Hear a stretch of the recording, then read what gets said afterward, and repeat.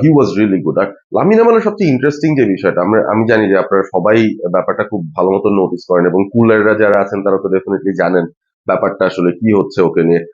He is such N intelligent footballer. বলটা কিন্তু পায়ে ধরে রাখেন। অনেক ড্রিবলাররা আছে, অনেক উইঙ্গাররা আছে, আপনি দেখবেন যে বলটা পায়ে নিয়ে they want to go pass players. লামিনের তো সেই স্কিলটা আছেই। He has that incredible dribbling ability, he has that incredible burst of pace through short spaces. এই বিষয়গুলো তো আছেই, but the passing range that he has is, I would still say it's underrated. মানে অনেকে তো অ্যাপ্রিশিয়েট করেনি ব্যাপারটা, but তারপর আমি বলবো যত বলি ততই কম।